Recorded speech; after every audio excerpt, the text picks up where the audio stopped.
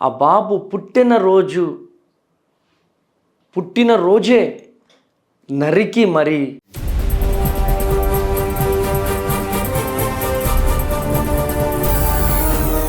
ప్రతిరోజు ఈ భారతదేశంలో నరహత్య, పరువు హత్య, కుల హత్య, మత హత్యలు రోజు రోజుకు ఎక్కువైపోతున్నాయి. ప్రియమైనటువంటి దేవుని జనాంగమా, ప్రైజ్ ద లార్డ్. దేవుని నామానికి మహిమ కలుగునుగాక.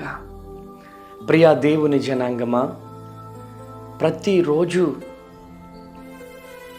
ఒక విషయం, ప్రతిరోజు ఒక సంఘటన నిజంగా ఎంత బాధ కలుగుతుందంటే, ప్రతిరోజు ఈ భారతదేశంలో నరహత్య, పరువు హత్య, కుల హత్య, మత హత్యలు రోజు రోజుకు ఎక్కువైపోతున్నాయి. ప్రియమైనటువంటి దేవుని జనాంగమా, నిన్నటి దినాన పెద్దపల్లి జిల్లా ఎలిగేడు మండలం ఉప్పెనపల్లి అనే ఒక గ్రామంలో సాయి కుమార్ అనే ఒక అబ్బాయిని అతి కిరాతకంగా నరికి చంపేశారండి.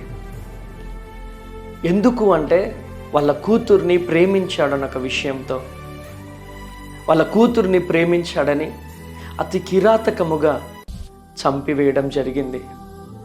ఈ సాయి కుమార్ వ్యక్తి, ఈ బాబు ఎవరైతే ఉన్నారో ఆ బాబు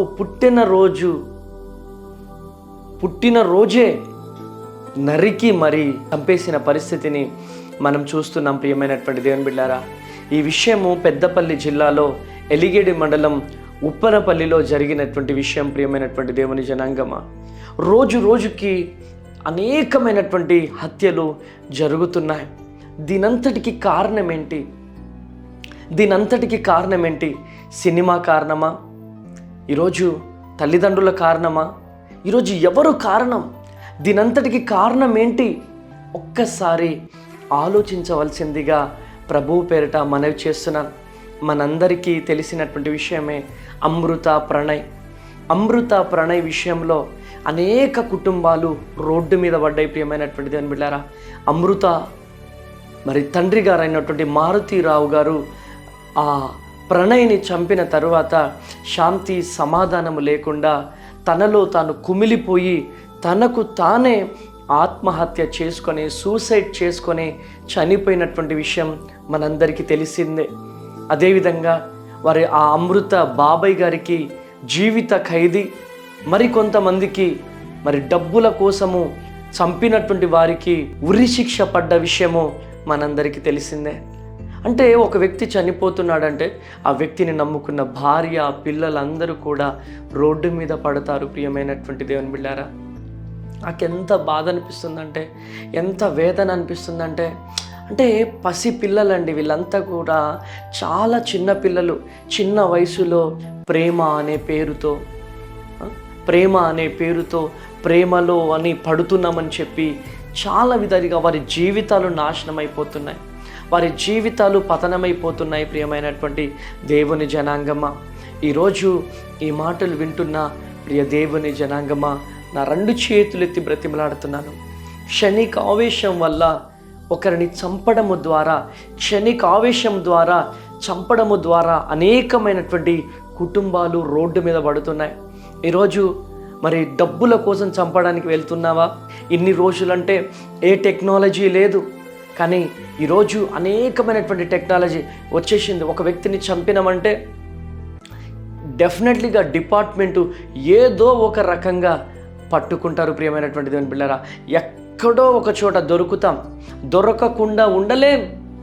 ఈరోజు డబ్బులకు ఆశపడి చంపినటువంటి వాళ్ళు జీవితాంతం కూడా జైల్లో గడుపుతున్నటువంటి సంఘటనలు మనం చూస్తున్నాం. ప్రియమైనటువంటి దేవుని జనాంగమా, ఈరోజు ఎక్కడ లేని విధంగా మత హత్యలు జరుగుతున్నాయి. నిన్నటికి నిన్న మరి పగడాల ప్రవీణ్ అన్న విషయంలో కూడా హత్య జరిగిందని అందరికీ తెలుసు. కానీ ఎవరు ఎన్ని మాట్లాడుకున్నా ప్రియమైనటువంటి దేవుని బిడ్డలారా, ఎందుకు ఈ విధంగా హత్యలు జరుగుతున్నాయి? ఎక్కడ లేని విధముగా ఎందుకు మన భారతదేశంలోనే మనము చూస్తున్నాము? ఎందుకు భారతదేశంలోనే ఇన్ని హత్యలు, కుల హత్యలు, మత హత్యలు? ఈరోజు పరువు హత్యలు ఎందుకు భారతదేశంలో జరుగుతున్నాయి? ఒక్కసారి ఆలోచించవలసిందిగా ప్రభువు పేరిట మనవి చేస్తున్నాను ప్రియమైనటువంటి దేవుని బిడ్డారా. నిర్గమాకాండము 20వ అధ్యాయం 13వ వచనంలో దేవుని వాక్యం ఈ విధంగా సెలవిస్తూ ఉంది, నరహత్య చేయకూడదు. ఎస్, నరహత్య చేయడానికి వీలు లేదు. నరహత్య చేసిన వాడు దేవుని దగ్గర నుంచి తప్పించుకోలేడు. మనుషుల దగ్గర నుంచి తప్పించుకోవచ్చేమో కానీ దేవుని దగ్గర నుంచి తప్పించుకోలేరు. లేవియాకాండము 24వ అధ్యాయం 17వ వచనం, ఏ మనిషి అయినా మరొక మనిషిని చంపిన ఎడల అతడు మరణించెను. హల్లెలూయా. ఏ ఒక్క వ్యక్తి ఒక వ్యక్తిని చంపిన ఎడల చంపిన వ్యక్తి చావకుండా ఉండలేడు. చంపిన వ్యక్తి చంపబడతాడు. కత్తితో చంపినటువంటి వ్యక్తి అదే కత్తితో చంపబడతాడు. లేఖనాలు సెలవిస్తున్నాయి. ఈరోజు కోపంలో, కక్షతో, పగతో నువ్వు ఎవరిని చంపినా అదే మరణం నిన్ను చంపుతుందంట. అదే మరణం నిన్ను చంపుతుంది ప్రియమైనటువంటి దేవుని జనాంగమా. ఇది నేను మాట్లాడుతున్నటువంటి మాటలు కాదు, పరిశుద్ధాత్మ దేవుడు మాట్లాడుతున్నటువంటి మాట. ఆదికాండం 9వ అధ్యాయం 6వ వచనం, మనుష్యుని రక్తాన్ని కుమ్మరించు వాని రక్తము మనుష్యుడి చేత కుమ్మరింపబడును. ఎందుకనగా దేవుడు తన స్వరూపమును బట్టి మనుష్యును సృజించెను. హల్లెలూయా, హల్లెలూయా. మనుష్యుని రక్తాన్ని కుమ్మరించు వాని రక్తము మనుష్యుని చేతనే కుమ్మరించబడును. ఏ మనిషి ద్వారా రక్తము చిందించబడుతుందో, కుమ్మరించబడుతుందో ఆ రక్తాన్ని మనిషి చేతనే నువ్వు చంపిన వెడల చంపబడతావు ప్రియమైనటువంటి దేవుని జనాంగమా. మత్తయి సువార్త 5వ అధ్యాయం 21-22 వచనాలు, మీరు నరహత్య చేయకూడదు, హత్య చేసిన వారు న్యాయస్థానానికి గురవుదురు అని పూర్వకాలమందు చెప్పబడిన మాటను విన్నారు. అయితే నేను మీతో చెప్పినదేమనగా, తన సహోదరునిపై కోపరించుకొనువాడు న్యాయస్థానమునకు గురవుతాడు. ఈరోజు మీరు హత్య చేయకూడదు, హత్య చేసిన వారు న్యాయస్థానానికి గురవుతారని చెప్పి దేవుని వాక్యం సెలవిస్తుంది. క్షణిక ఆవేశం వల్ల చంపేస్తున్నారు, కొద్ది ఆవేశం వల్ల చంపేస్తూ ఉన్నారు. ఈరోజు పాపం ఆ సాయి కుమార్ అనొక కుర్రోడు, ఆ సాయి కుమార్ అనొక బాబు తన పుట్టినరోజు రోజే నరికి చంపబడ్డాడు.